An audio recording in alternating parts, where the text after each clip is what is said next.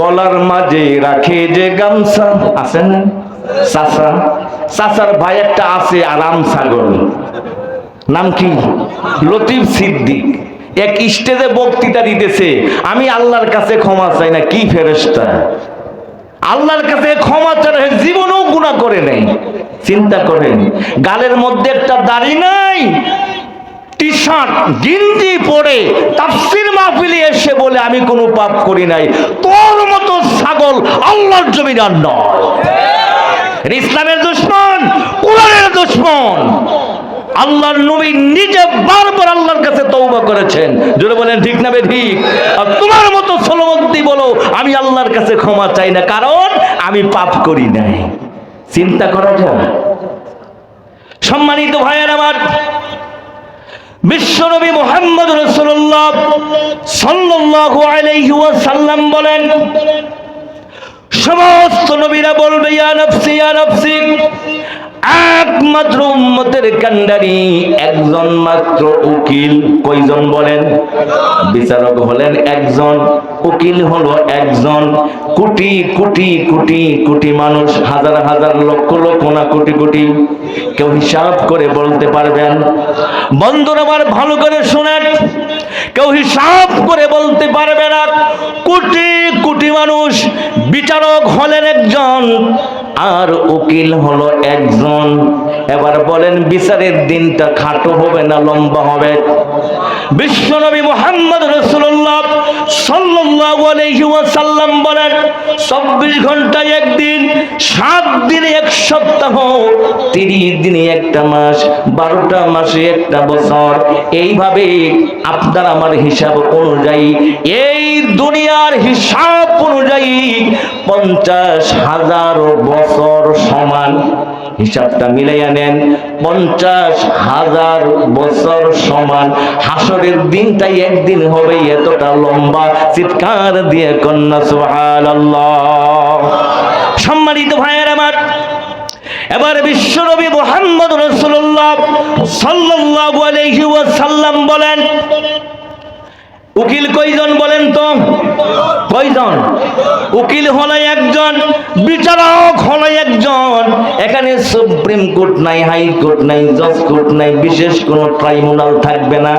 একটা মাত্র ট্রাইব্যুনাল, একটা মাত্র বিচারালয়। বিচারক হলেন একজন, উকিল হলেন একজন।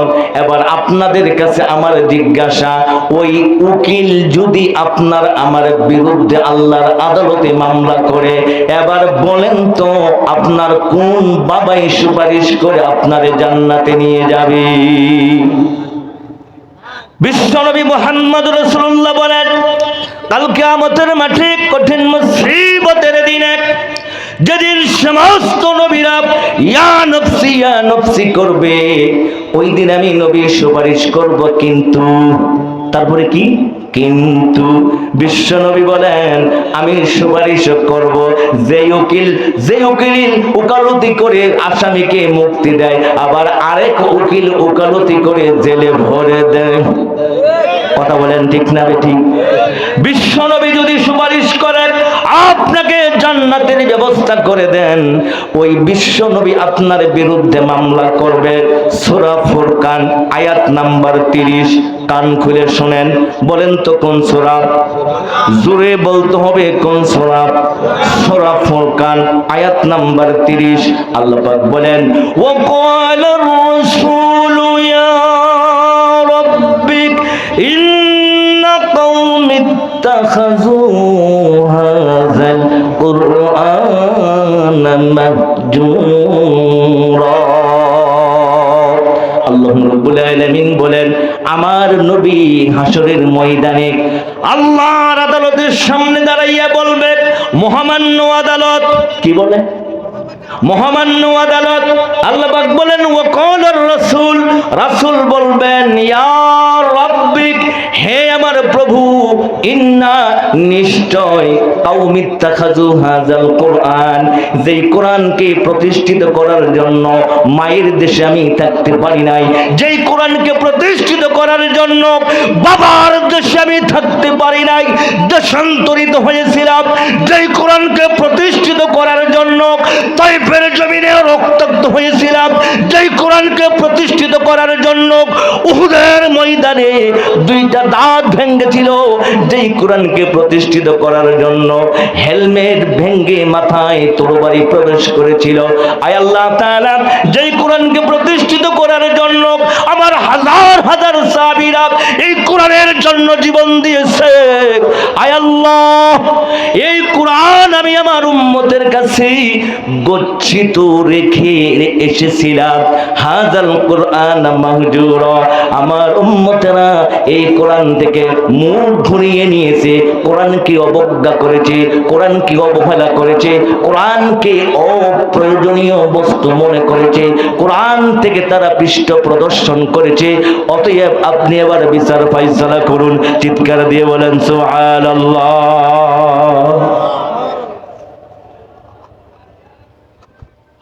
এই বোতলটা দিয়ে এদিকে, এদিকে রাখ, সামনে দে বোতল, হ্যাঁ এদিকে রাখ। ভাই খারাপ লাগতেছে, কষ্ট হচ্ছে। বিশ্ব নবী আপনাদের বিরুদ্ধে, আমার বিরুদ্ধে আল্লাহর আদালতে মামলা করবেন, এই আয়াতটি আমি বানালাম। কোন সূরা বলেন তো? কোন সূরা? সূরা ফুরকান আয়াত নাম্বার 30। এই ওয়াজটি ইতিপূর্বে শুনেছিলেন? আমার ভাইয়েরা কান খুলে শোনেন, গাজীপুরবাসী, শরীফপুরবাসী, আল্লাহর কসম করে বলি বিশ্ব নবী আপনার বিরুদ্ধে মামলা করবে। আল্লাহ পাক বলেন ওয়াকালার রাসূল ইয়া রাব্বি ইন্না কওমি ইত্তাখাযু হাযাল কুরআন মাহজুরা।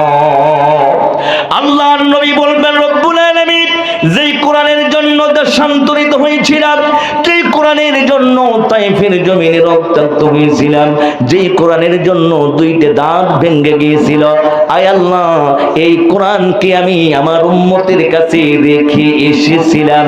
হাযাল কুরআন মাহজুরা। বিশ্ব নবী বলবেন আয় আমার রব, আমার উম্মতেরা, আমার জাতিরা, আমার কওমের লোকেরা এই কোরআন থেকে মুখ ঘুরিয়ে নিয়েছে। চিৎকার দিয়ে কন্যা সুবহানাল্লাহ। ভাই আমার কথা কি আপনাদের বুঝতে কষ্ট হয়? আমি কি নোয়াখালী ভাষায় বলছি? পো আকার পা দন্তের নরসিগার নি ইজি কিন্তু হানি, কি বলেন? পানি কি হানি বলছি? আছেন তো? এবার আপনারা একটু ঠান্ডা মাথায় জবাব দেন। বিশ্ব নবী মামলা করবেন 100%। যদি মামলা না করতেন তাহলে এই আয়াতকে বাতিল করে দিতে হবে। আল্লাহ কি বাতিল করার জন্য নাজিল করেছেন? বন্ধুরা আমার, এখন আপনাদের কাছে আমার প্রশ্ন, আপনারা বলবেন হুজুর আমরা কোরআনকে তো অবজ্ঞা করি নাই, কোরআনকে অবহেলা করি নাই, কোরআন থেকে আমরা মুখ ঘুরিয়ে নেই নাই, কোরআনকে তুচ্ছ মনে করি নাই। আমি এক একটা করে প্রমাণ করে দেব। আপনারা সবাই কোরআনকে অবজ্ঞা করেছেন, কোরআনকে অবহেলা করেছেন, কোরআনকে অপ্রয়োজনীয় বস্তু মনে করেছেন, কোরআন থেকে পৃষ্ঠ প্রদর্শন করেছেন। আমি নুরুন নবী নুরি এক একটা করে যদি উদাহরণটা নিই, ফজরের আজান হবে, উদাহরণ শেষ করা যাবে না।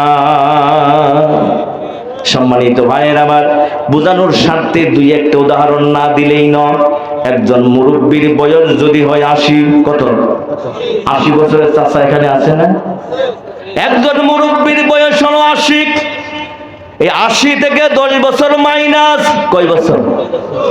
10 বছর মাইনাস করে দিলাম, থাকলো কত? 70। এমন মুরব্বী আছে, বলেন মুরব্বী আপনার রানিং 70 বছর বয়স, বুকে হাত দিয়ে বলেন আল্লাহর কোরআনুল কারীমের ওই 70 আয়াত কি আপনি পড়তে পারেন? বলেন আছে? এই রোগী আছে না নাই? এই রোগী আছে না নাই? শুধু না, শতকরা 98 জন। কয়জন? শতকরা 98 জন। ইমাম সাহেব না থাকলে বোঝা যায় আজান কত প্রকার। ইমাম না থাকলে বোঝা যায় ইকামত কাকে বলে। এক জায়গায় মাহফিলে গেছি, আসরের নামাজ পড়বো, তো আমরা তাড়াহুড়া করে গাড়ি থেকে নেমে মসজিদে ঢুকলাম, মুয়াজ্জিন সাহেব নাই, এক মুসল্লি ইকামত দেয়, কাতকা মুদের সালাত, কাতকা মুদের সালাত। চিন্তা করছে, কাতকা মুদের সালাত, কি ইকামতের স্টাইল। আর এমন কিছু মুরব্বী আছে আজান শুনলে কানেও বমি করে, হায় আলাস সালাত বলেন, আছে না? আজানের 12টা বাজায় দিছে। বন্ধুরা আমার, আমি আল্লাহর কসম করে বলছি, আমার দেশে ডাক্তার আছে, ইঞ্জিনিয়ার আছে, ব্যারিস্টার আছে, এলএলবি করেছে, পিএইচডি করেছে, এমন হতভাগা শত শত আছে আল্লাহর কোরআনুল কারীমের সূরা ফাতিহাটা শুদ্ধ করে পড়তে পারে না। কথা বলেন ঠিক কিনা? বন্ধুরা আমার, এবার বলেন তো দেখি, শতকরা 98 জন কোরআন পড়তে পারে না। আমি কি মিথ্যা বললাম? যদিও শতকরা 2 জনে বা 3 জনে পারে, বিশুদ্ধ করে কয়জন তেলাওয়াত পারেন? কয়জনে পারেন? তার মানে হলো 1 নম্বরে আমরা কোরআন পড়ি নাই, 2 নম্বরে যদিও 2 জন 3 জন অথবা 5 জন পড়েছি, সহি করে পড়তে পারি না। কথা বলেন ঠিক কিনা? এবার প্রশ্ন হলো, শতকরা 5 জন যদি আমরা কোরআন পড়তে পারি, শতকরা 5 জন যদি আমরা কোরআন পড়তে পারি, যেই 5 জনে আমরা পড়তে পারি, এই 5 জনের মধ্যে কয়জনে বুঝে? কথা বলেন, বুঝে? কোরআন যে পড়তে হবে বুঝে বুঝে পড়তে হবে, বুঝতে হবে। কোরআন যদি না বুঝেন, আপনি বললেনটা কি আর করেনটা কি? কথা বলেন ঠিক কিনা?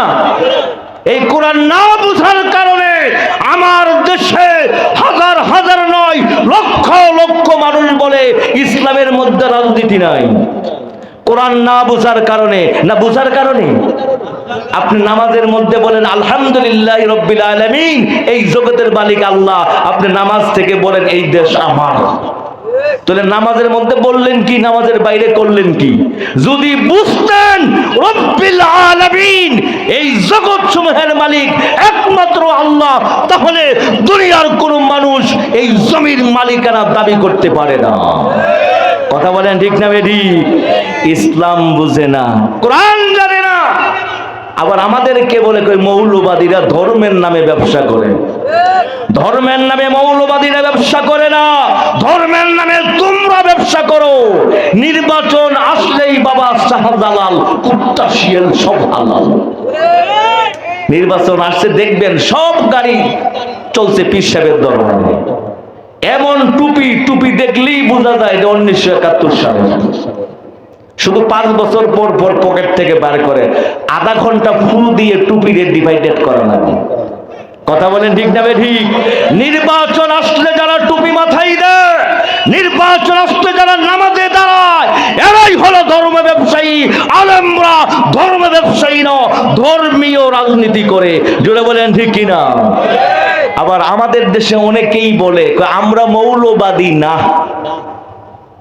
অনেকেই বলে, শিক্ষিত মানুষ বলে আমরা মৌলবাদী বিশ্বাসী না। আমি নুরুন নবী নুরি বলছি, আমার সামনে ক্যামেরা আছে, আমরা লুকিয়ে কথা বলি না, যা বলি ওপেনে। কথা বলেন ঠিক কিনা? কোন ব্যক্তি যদি বলে আমি মৌলবাদী না, আমি নুরুন নবী নুরি ফতোয়া দিচ্ছি, আপনি মুসলমান না। কথা বলতে হবে, জুড়ে বলেন ঠিক না ঠিক? মূল হলো কিতাব আল্লাহ ও সুন্নাত রাসূলি, মূল হলো আল্লাহ, মূল হলো রাসূল। জুড়ে বলেন ঠিক কিনা? আপনি তো মূলে বিশ্বাস করেন না, আপনি আছেন আগে। এমন ধাক্কা দিছে মামুর বাড়ি। আল্লাহর ওলি বলছিলেন, মনে আছে তো? আল্লাহর ওলি যা বলছেন অক্ষরে অক্ষরে মিলে যাচ্ছে। জুড়ে বলেন ঠিক না ঠিক? তাহলে কোন ব্যক্তি যদি বলে আমি মৌলবাদী না, এই ব্যক্তি কি মুসলমান থাকে? মুসলমান থাকে? সম্মানিত ভাইয়ের, আমার আসল কথা মনোযোগ দিয়ে শোনেন। বিশ্বনবী মুহাম্মদ রাসূলুল্লাহ সাল্লাল্লাহু আলাইহি ওয়াসাল্লাম মামলা করে দিলেন। অপরাধ, এক নাম্বার অপরাধ আমরা কোরআন পড়ি নাই। দুই নাম্বার যদিও পড়ি বাংলা লিঙ্ক, কি পড়েন বাংলা লিঙ্ক বুঝেন তো, এমন পড়া পড়ে আরবি পড়লো না বাংলা পড়লো কিছুই বুঝি না। ওই ইংল্যান্ড থেকে একবারে ইংরেজিতে সূরা শিখছে, কি দিয়ে? ইংরেজি দিয়ে বাংলা বলা যাবে, বাংলা দিয়ে ইংরেজি বলা যাবে, লেখা যাবে, ঠিক না?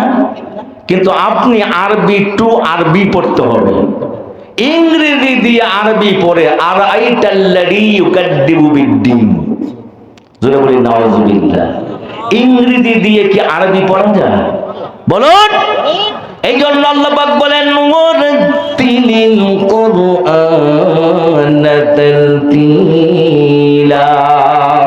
আল্লাহ রাব্বুল আলামিন বলেন আমার কোরআন যারা পড়বে তার তিলের সহিত তেলাওয়াত করবে, মাখরাজগুলো সুন্দর করে উচ্চারণ করতে হবে, যেন বলেন ঠিক কিনা। এক নম্বরে তেলাওয়াত করতে হবে সহিহ ভাবে। দুই নম্বরে আল্লাহ পাক বলেন আল্লাযীনা আতাইনাহুমুল কিতাবা ইয়াতুলুনাহু হাক্কা তিলাওয়াতি। আল্লাহ পাক বলেন তোমরা আমার কোরআনুল কারীমকে যতটুকু পড়বে হাক্কা তিলাওয়াতি, তেলাওয়াতের হক আদায় করে তেলাওয়াত করতে হবে। মুফাসসিরিনে কেরাম লেখেন এর হকের অর্থ হলো যতটুকু পড়বে সহি করে পড়বে, যতটুকু পড়বে বুঝে শুনে পড়বে, যতটুকু পড়বে নিজের জীবনে বাস্তবায়ন করতে হবে। জোরে বলেন সুবহানাল্লাহ।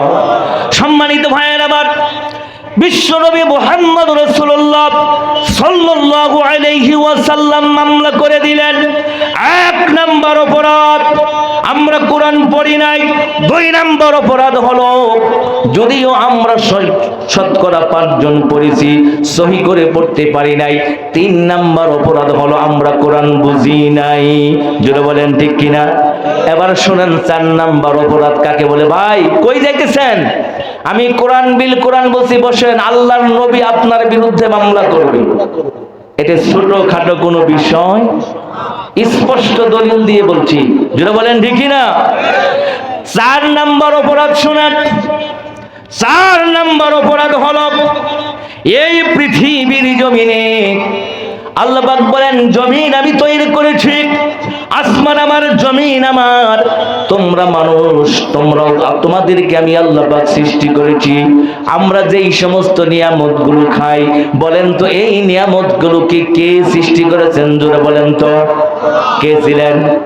আল্লাহ পাক বলেন আলা লাহুল খালকু ওয়াল আমর, সৃষ্টি আমার, বিধান চলবে আমার।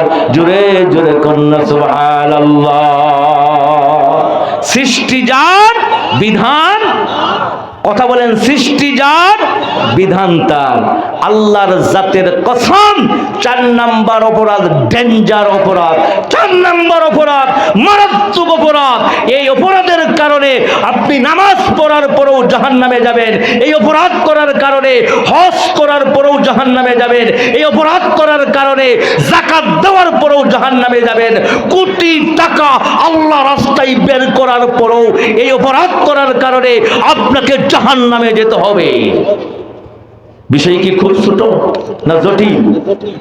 ভাইয়ের আমার 4 নম্বর অপরাধ কি শোনেন। আলা লাহুল খালকু ওয়াল আমর, সৃষ্টিকর্তা যিনি, বিধানদাতা তিনি। আমি যদি আপনাদেরকে বলি এই মোবাইলটা আমার বড় ভাইয়ের, আমি চুরি করলাম, ভালো করে বুঝেন, উনি হলেন আমার ভাই, এই মোবাইলটা আমার ভাইয়ের, আমি চুরি করলাম, উনিও আল্লাহর বান্দা, আমিও আল্লাহর বান্দা, কথা বলেন ঠিক কিনা। তাহলে বিচার হবে কার আইন দিয়ে? কথা বলেন কার আইন দিয়ে? আমার দেশে কি আল্লাহর আইন দিয়ে বিচার চলে? আমার দেশে কোরআন দিয়ে বিচার চলে না। আল্লাহর জমিনে আল্লাহর কোরআনের রাজ প্রতিষ্ঠিত হয় না, আল্লাহর বিধান মানে না, আল্লাহর কোরআনকে সংবিধান মানে না। এই আল্লাহর কোরআনকে সংবিধান না মানার কারণে আল্লাহর নবী মামলা করে দিবেন, আর আল্লাহ পাক মামলা গ্রহণ করে শুনানি শুনাইয়ে দিবেন। জোরে জোরে বলেন নাউযুবিল্লাহ। কান খুলে ময়লা পরিষ্কার করে শুনেন, বাইতুল্লাহ শরীফে গিয়ে তওয়াফ করতে করতে যদি ছাদের উপরে মারা যান, কোথায়, বাংলাদেশ না বাইতুল্লাহ? বাইতুল্লাহ শরীফ তওয়াফ করতে করতে যদি ছাদের উপরে মই দিয়ে উঠেন, তারপরেও যদি মারা যান, যারা কোরআনকে সংবিধান মানবে না ওই লোকটা জাহান্নামে যাবে, ওই লোকটা জাহান্নামে যাবে। জোরে বলেন নাউযুবিল্লাহ। দলিল শুনবেন, দলিল শুনবেন, কথা যদি করেন না বলবো। সূরা তাওবা, বলেন তো কোন সূরা? সূরার নাম হলো তাওবা, আয়াত নাম্বার 80। জোরে বলেন কয় নাম্বার? সূরার নাম হলো তাওবা, আয়াত নাম্বার হলো 80। আল্লাহর নবীর একজন সাহাবী, আল্লাহর নবীর সাহাবী ইন্তেকাল করার আগে তার ছেলেকে বলেছিলেন, বাবারে আমি যেদিন মরে যাব, আমি মরার সঙ্গে সঙ্গে আমার মৃত্যুর খবর বিশ্ব নবীর কাছে পৌঁছে দিও। 2 নম্বরে বিশ্ব নবীকে বলবে আমার জন্য গাজীপুর চৌরাস্তা থেকে কাপড় ক্রয় করবে না, আমার জন্য বিশ্ব নবীর কাছে চেয়ে একটা প্রাক্তন পাঞ্জাবি এনে আমার এই কাফনটা পরিয়ে দেবে। আর বিশ্ব নবীকে বলবে বিশ্ব নবী যেন আমাকে নিজে জানাজার নামাজটা পড়িয়ে দেন। জোরে কন্যা সুবহানাল্লাহ। আমার কথাটা বুঝতেছেন ভাইয়ের আমার? বিশ্ব নবীর সাহাবী, বাইতুল্লাহ শরীফের মুসল্লি, মসজিদ হলো বাইতুল্লাহ, ইমাম হলো রাসূলুল্লাহ, মুসল্লির নাম হলো আব্দুল্লাহ। কি নাম? সাহাবীর নাম আব্দুল্লাহ, মসজিদ হলো বাইতুল্লাহ, ইমাম হলেন রাসূলুল্লাহ। আল্লাহর নবীর পিছনে কাবা শরীফে নামাজ পড়েছেন, মসজিদে নববীর ভিতরে নামাজ আদায় করেছেন। সম্মানিত ভাইয়ের আমার, এবার এই আব্দুল্লাহ বিন উবাই ইন্তেকালের আগে ছেলেকে 3টে কথা বললেন। কয়টা? আব্দুল্লাহ বিন উবাই বলে, বাবারে আমি মারা যাওয়ার পরে 1 নম্বরে আমার নবীকে আমার মৃত্যুর সংবাদ জানিয়ে দিবে, 2 নম্বরে আমার নবীর কাছে একটা প্রাক্তন পাঞ্জাবি তুমি চেয়ে নিবে, আমাকে প্রাক্তন কাপড় তোমরা পরিয়ে দিবে, 3 নম্বরে বিশ্ব নবী যেন নিজে আমাকে জানাজার নামাজটা পড়িয়ে দেন। এবার আপনাদের কাছে আমার প্রশ্ন, বাংলাদেশে এমন একজন ব্যক্তির নাম বলেন যিনি বিশ্ব নবীর পাঞ্জাবি পেয়েছেন? আছে? একজন লোকের নাম বলেন যিনি বিশ্ব নবী জানাজার নামাজ পড়াইছেন? আছে? পারবে? সম্ভব? সম্ভব না। বন্ধুরা আমার, এই ব্যক্তি 3টা কথা বলার পরে মারা গেলেন। তার ছেলের নাম ছিল আব্দুল্লাহ। হযরতে আব্দুল্লাহ রাসূলের নিকট চলে আসলেন। সম্মানিত ভাইয়ের আমার, সাহাবায়ে কেরাম পরিবেষ্টিত আল্লাহর নবীকে ডাক দিয়ে বলে, রাসূলুল্লাহ, ইয়া হাবিবাল্লাহ, আপনার সাহাবী আমার বাবা, তিনি ইন্তেকাল করেছেন। সাহাবীরা সবাই বললেন, ইন্না লিল্লাহি ওয়া ইন্না ইলাইহি রাজিউন। ইয়া রাসূলুল্লাহ, আমার বাবা ইন্তেকালের পূর্বে 3টা কাজ আমাকে দিয়েছেন। 1 নম্বরে আপনার কাছে খবর পৌঁছানো, 2 নম্বরে আপনার কাছে একটা প্রাক্তন পাঞ্জাবি চেয়েছেন, 3 নম্বরে আমার বাবা আপনাকে অনুরোধ করেছেন আপনি যেন নিজে জানাজার নামাজটা পড়াইয়া দেন। জোরে কন্যা সুবহানাল্লাহ। সম্মানিত ভাইয়ের আমার, এবার আল্লাহ রাসূল বলে, সাহাবীরা একজন আমার বাড়িতে যাও, আমার প্রাক্তন একটা পাঞ্জাবি এনে আব্দুল্লাহর হাতে দিয়ে দাও। আব্দুল্লাহর হাতে প্রাক্তন পাঞ্জাবি দেওয়া হলো। হযরতে আব্দুল্লাহ প্রাক্তন পাঞ্জাবি নিয়ে বাড়ির দিকে রওনা করলেন।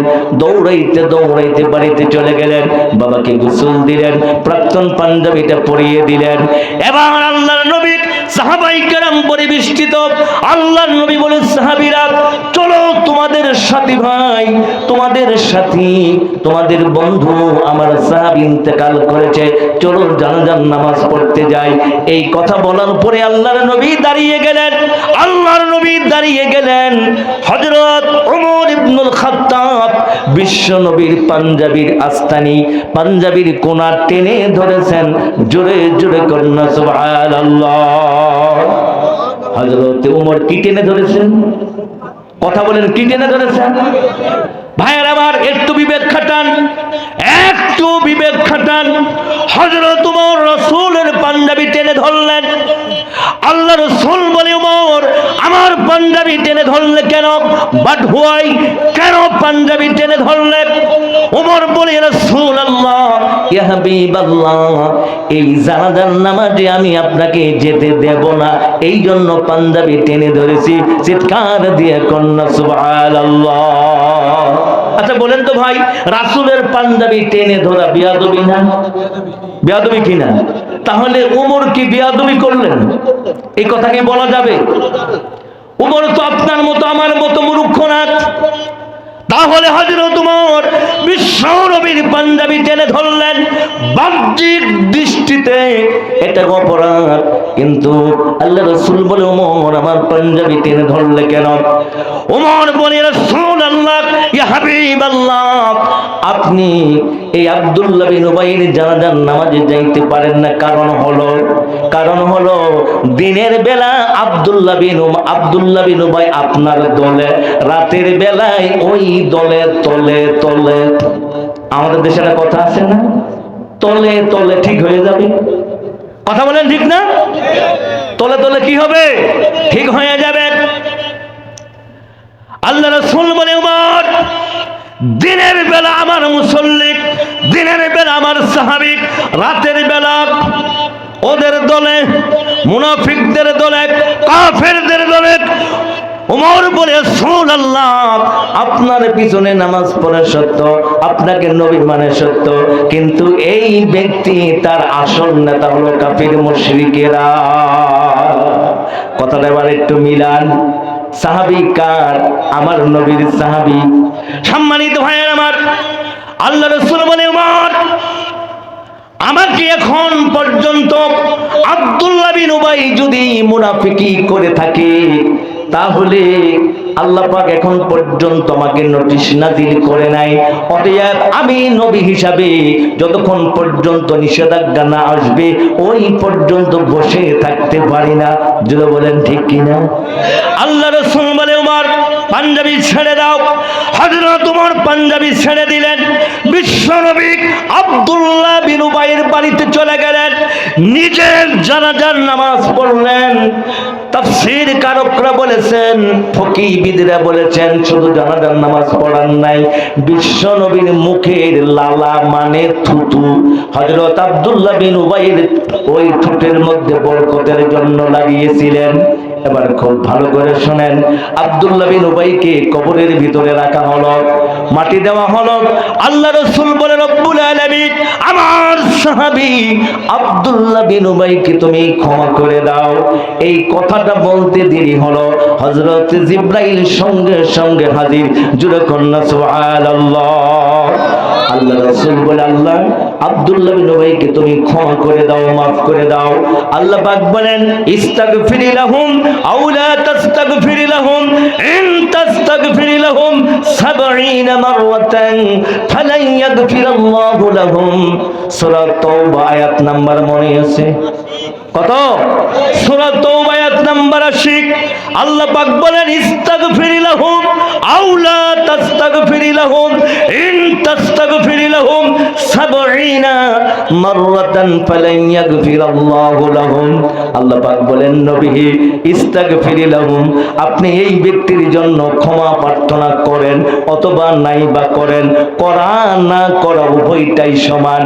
ইন তাস্তাগফির লাহুম, তারপরেও যদি একটা কথা আছে না আমাদের দেশে চালু, আল্লাহ পাক বলে, ইন তাস্তাগফির লাহুম, আপনি ক্ষমা প্রার্থনা করেন অথবা নাই বা করেন, ক্ষমা প্রার্থনা করা আর না করা উভয়টাই সমান।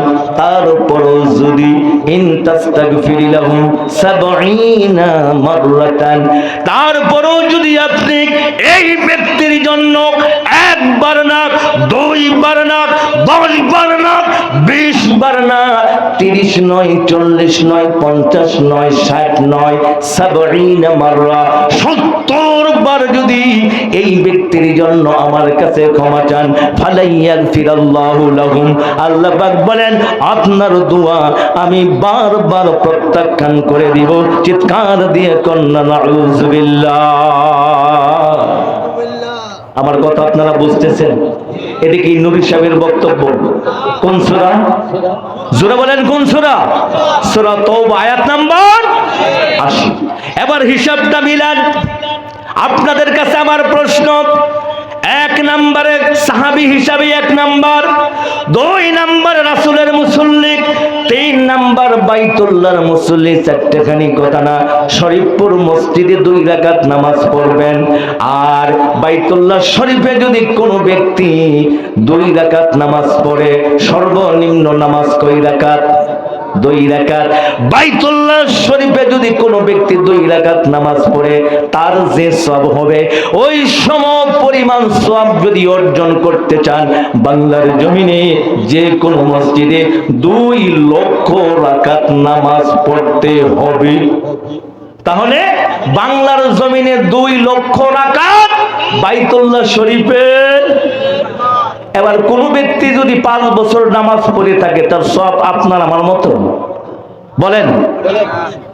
সম্মানিত ভাইয়ের আমার, আল্লাহর নবীর সাহাবী 1 নাম্বার বৈশিষ্ট্য, 1 নাম্বার গুণ আল্লাহর নবীর সাহাবী, 2 নম্বরে আল্লাহর নবী মুসল্লি, 3 নম্বরে আল্লাহর নবীর প্রাক্তন পাঞ্জাবি প্রাপ্ত।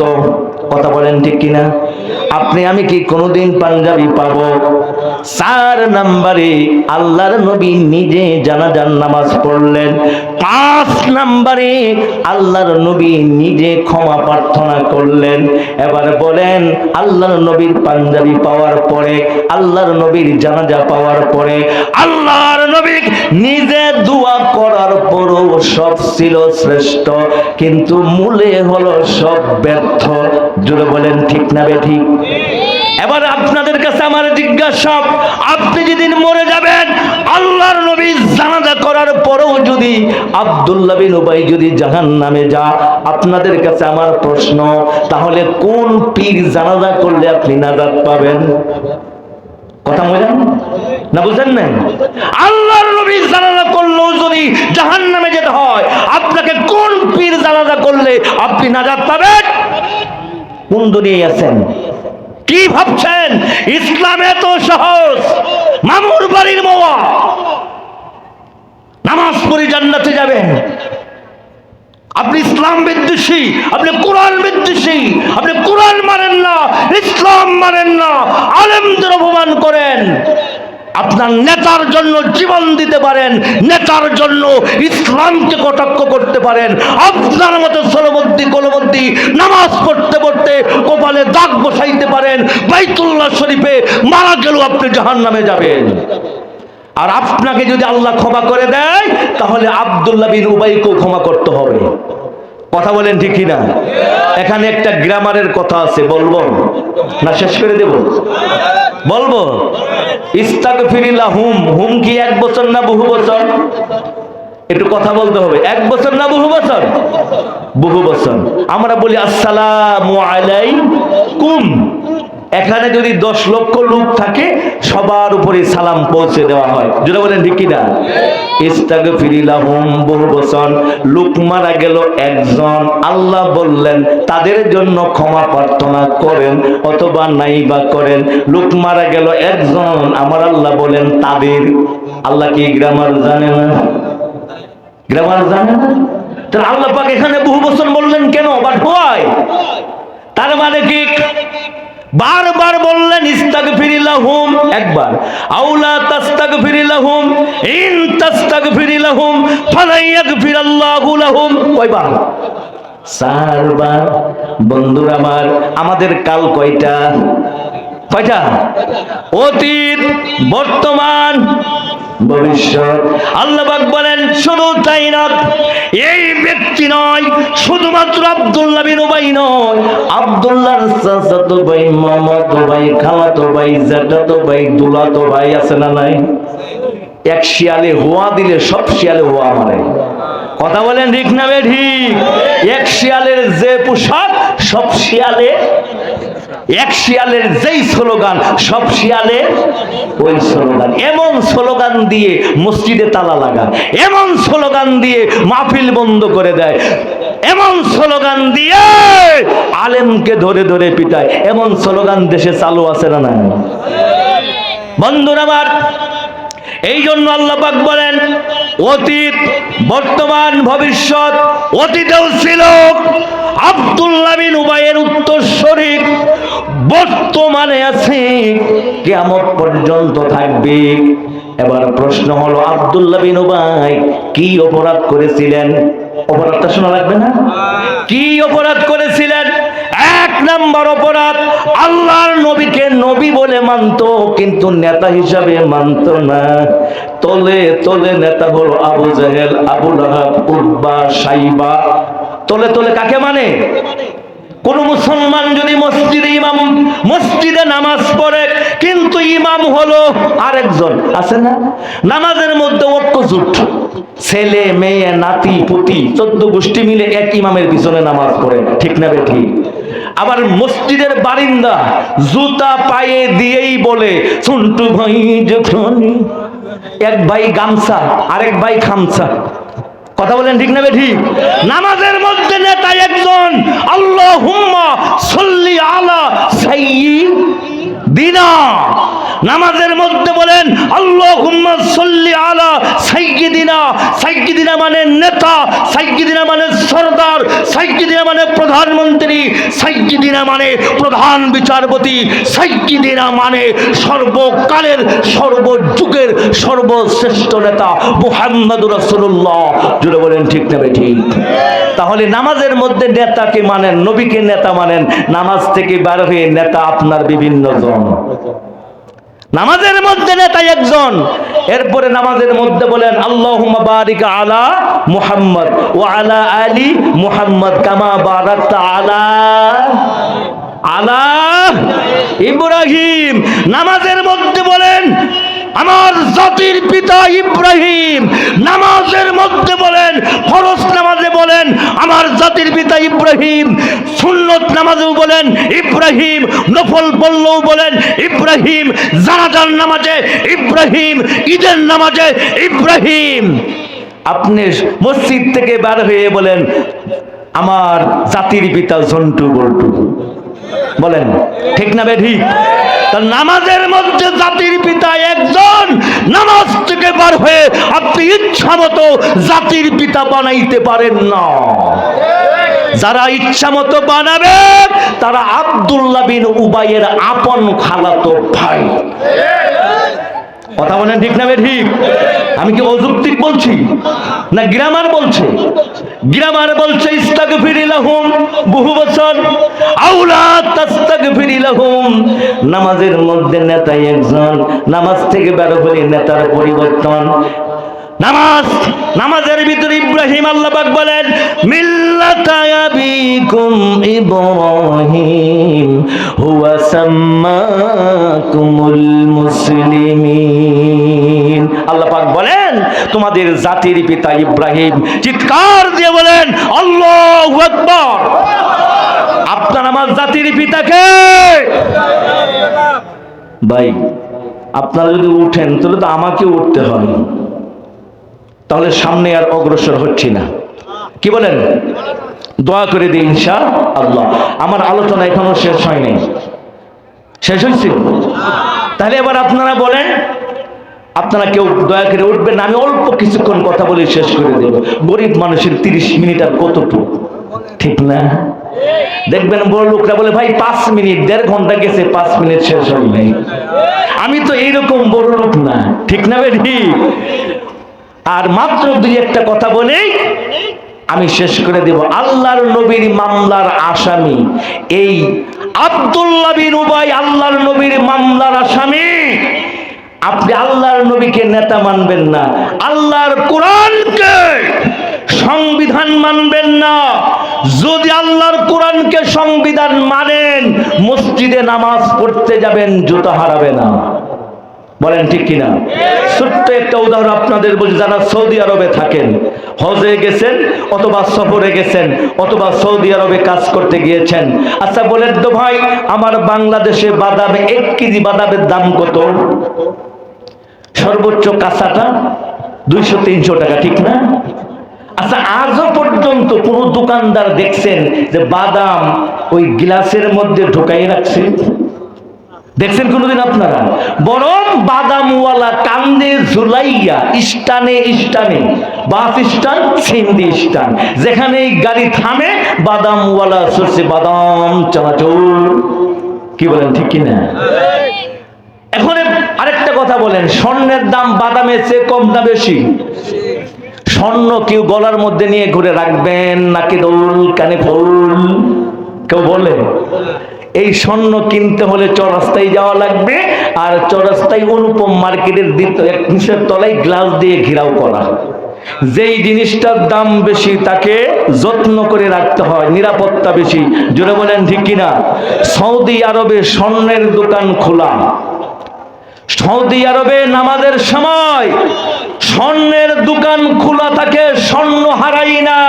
আর আমরা এমন নামাজি, মসজিদে মাগার জুতা থাকে না।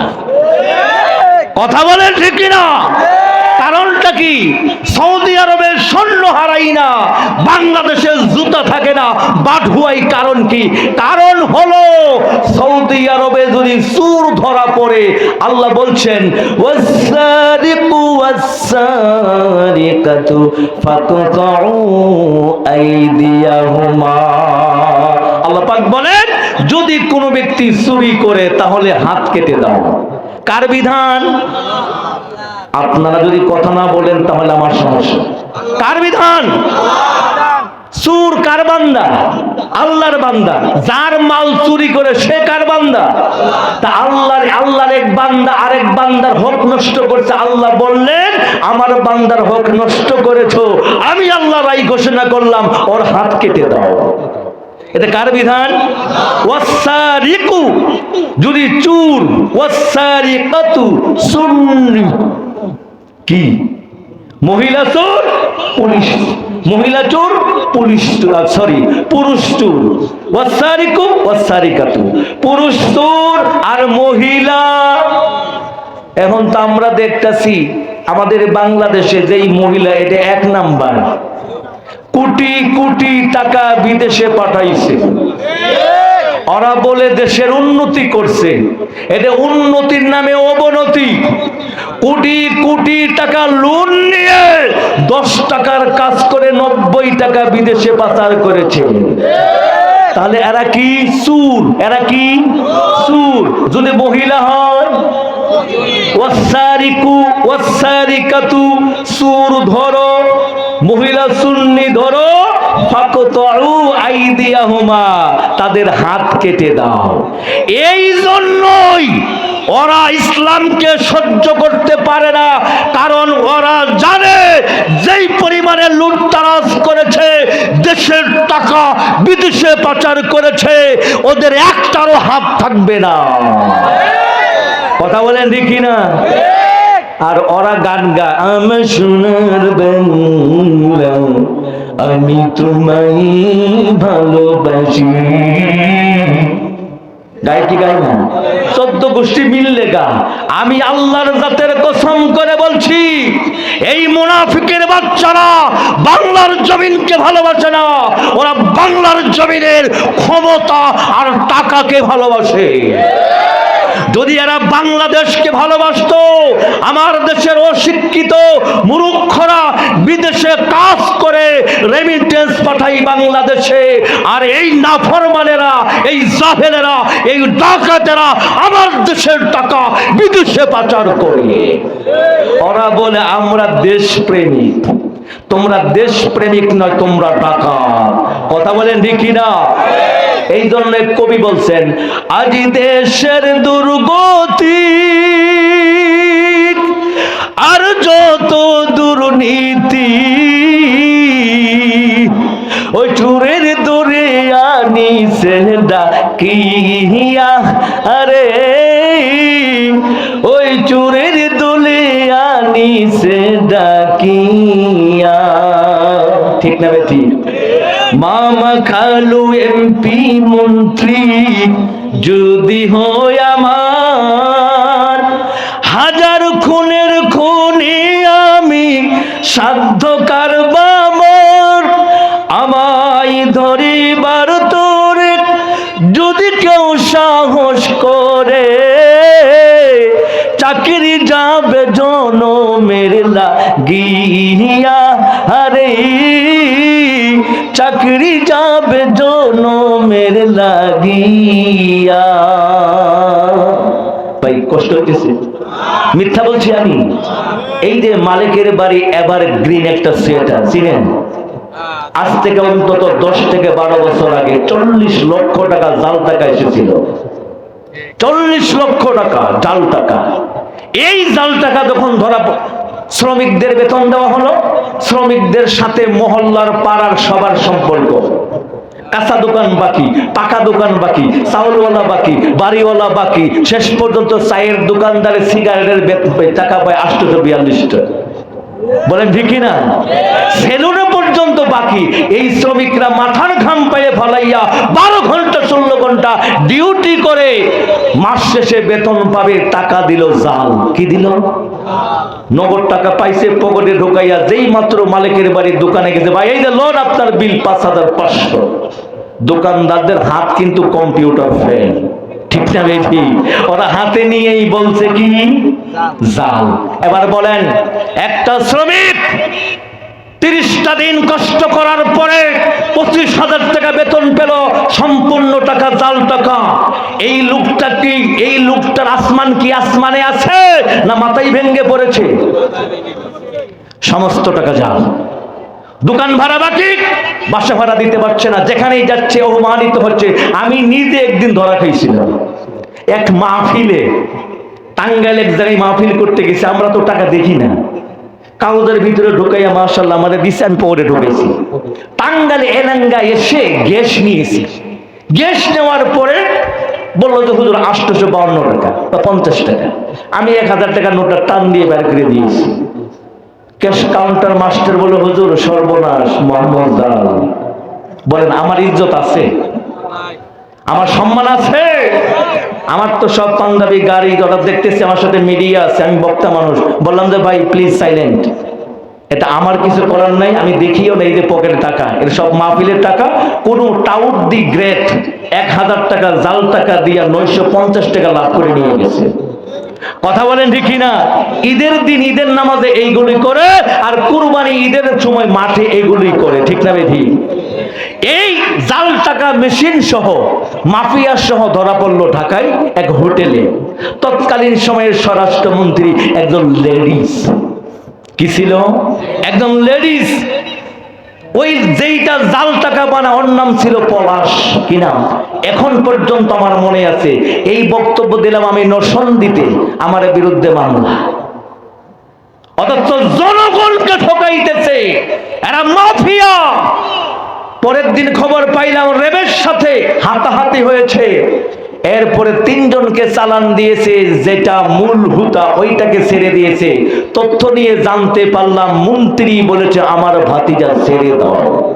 বলছে মেশিন সহ পেয়েছি। বল মেশিন শুদ্ধ বাড়িতে দিয়া। এবার আপনারা বলেন, এরা কি জনগণকে ভালোবাসে? এরা দেশের শত্রু, জনগণের শত্রু, বাংলাদেশের শত্রু। আমার এরা এই লোকগুলি বাংলাদেশি পোশাক পরে না। ওদের জামা, ওদের জুতা, ওরা যদি জোরে একটা পাত মারে, পাত বুঝেন তো, বাংলাদেশের ডাক্তার, বাংলাদেশের চিকিৎসা ওদের পছন্দ হয় না। জোরে বায়ু ছাড়লেও ইন্ডিয়া গিয়ে চিকিৎসালয়, লন্ডন গিয়ে চিকিৎসা করে। তার মানে হলো বাংলাদেশের ডাক্তারকে ওরা পছন্দ করে না, বাংলাদেশের পোশাককে পছন্দ করে না, শুধুমাত্র বাংলাদেশের দেশি মুরগিটা পছন্দ করে। কথা বলেন ঠিক না?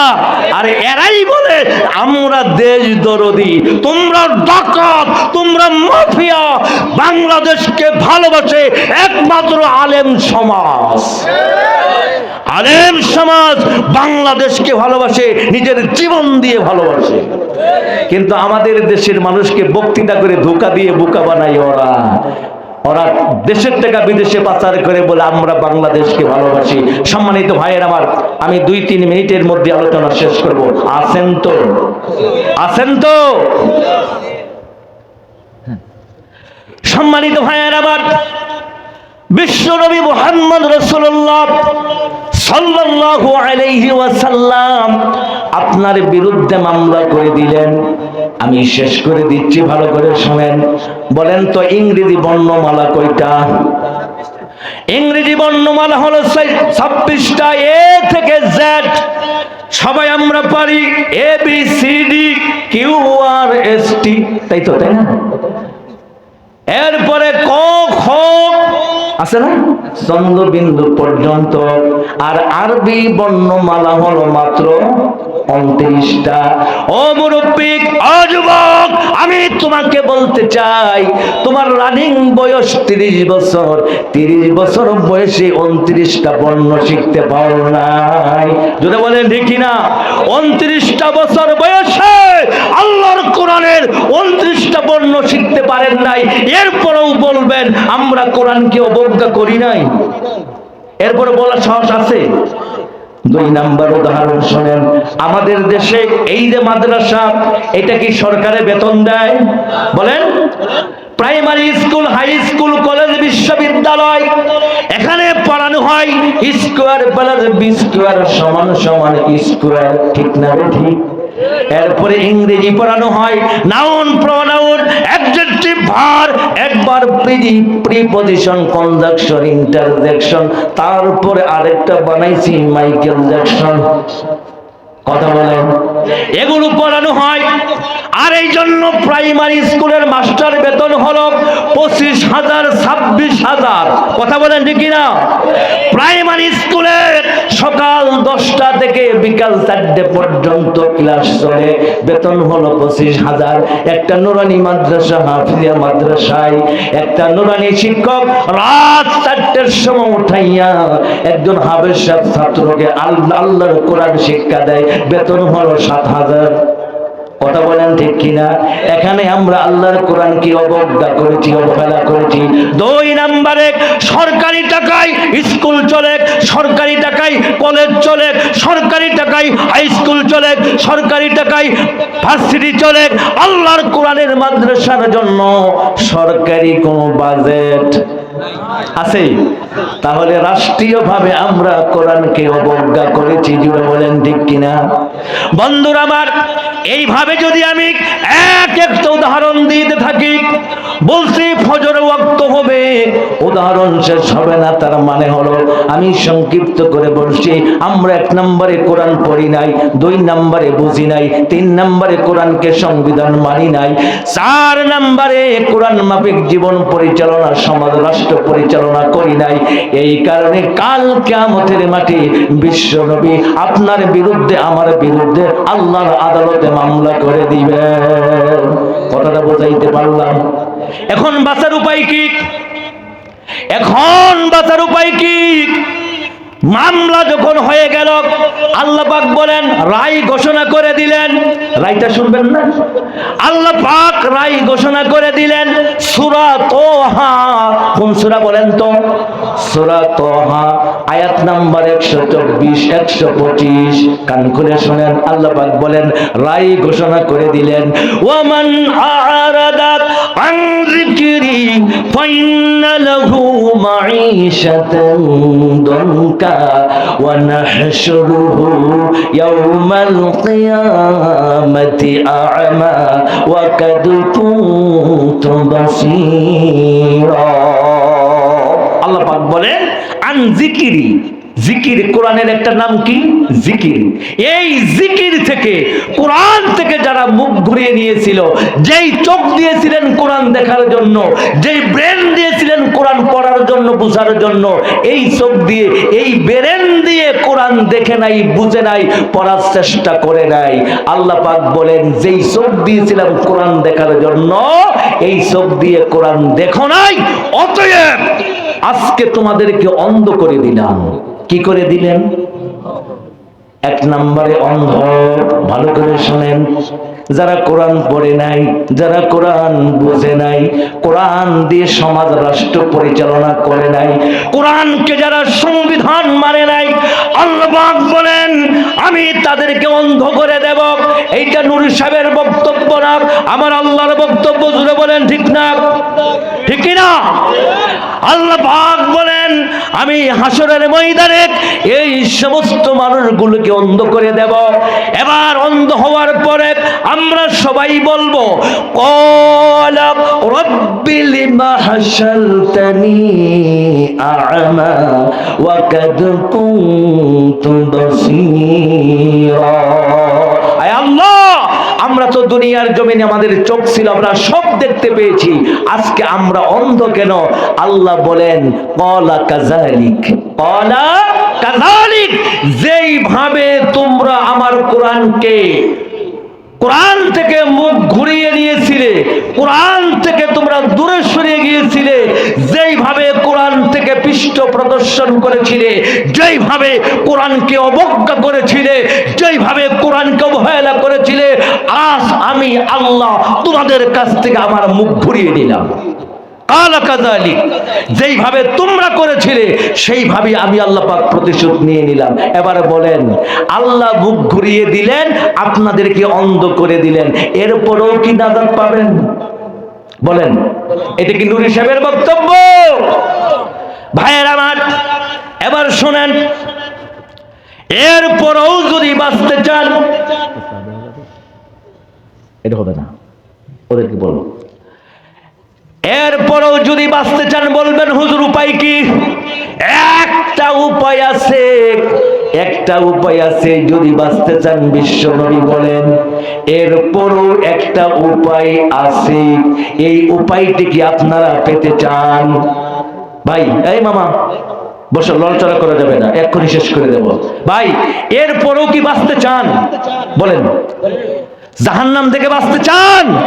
এবার বিশ্ব নবী বলেন এরপরও যদি বাঁচতে চাও, লাস্ট চান্স, লাস্ট চান্স, সর্বশেষ সুযোগটা দিয়ে দিলাম। যদি বাঁচতে চাও, কোন আলিমান আও মুতাআল্লিমান আও মুঈনান আও মুহিব্বান ফালা তাকুন খামিসান ফাতুহলিক। রাসূল বলেন আলেম হও, হতে পারো নাই, আলেমের আব্বা আম্মা হয়ে যাও। তাও যদি না পারো, আলেমদের দাদা দাদি নানা নানি হয়ে যাও। আলেমদেরকে মহব্বত করো, আলেমদেরকে ভালোবাসো, এই চারটে কাজ করবে। আলেম হও, হইতে পারি নাই, আলেমের আব্বা আম্মা হয়ে যাও। তাও পারলাম না, দাদা দাদি হয়ে যাও।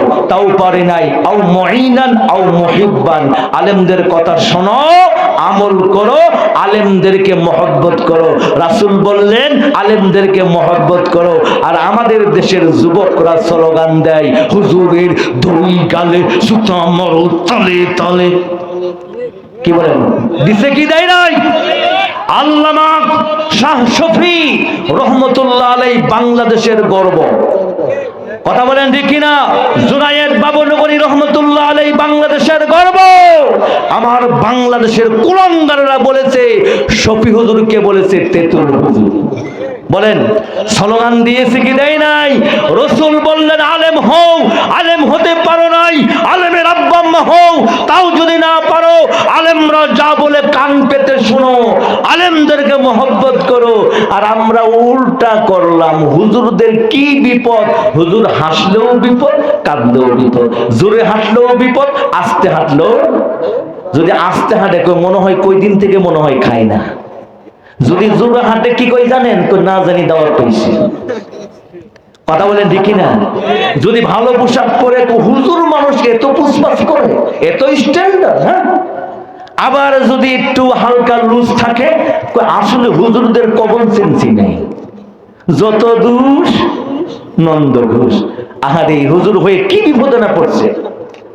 ভালো করে শুনান, শেষ করে দিচ্ছি। কাল কিয়ামতের মাঠে মনে আছে বিশ্ব নবী বলেন, এরপরেও যদি বাঁচতে চাও লাস্ট চান্স, মনে আছে নি? বিশ্ব নবী বলেন, তোমার ছেলে যদি হাফেজ হয়, তোমার ছেলে যদি আলেম হয়, তোমার মেয়ে যদি হাফেজা হয়, তোমার মেয়ে যদি আলেমা হয়, বিশ্ব নবী বলেন, মান কারাআল কুরআন ফাস্তাযহারাহু ফাহাল্লা হালালাহু ওয়া হাররামা হারামাহু ওয়া আদখালাহুল্লাহুল জান্নাহ ওয়া শাফাআহু ফি আশরাতিন মিন আহলি বাইতিহি কুল্লুহুম কাদ ওয়াজাবাত লাহুম নার। বিশ্ব নবী বলেন, আপনার ছেলে যদি হাফেজ হয়, আপনার মেয়ে যদি হাফেজা হয়, ভাই আল্লাহর রাস্তায় বসেন, 2 মিনিট শেষ করে দিচ্ছি, আল্লাহর রাস্তায় বসেন। আপনার ছেলে যদি হাফেজ হয়, আপনার মেয়ে যদি হাফেজা হয়, আপনার ছেলে যদি আলেম হয়, আপনার মেয়ে যদি আলেমা হয়, ফাস্তাযহারাহু ফাআহাল্লা হালালাহু ওয়া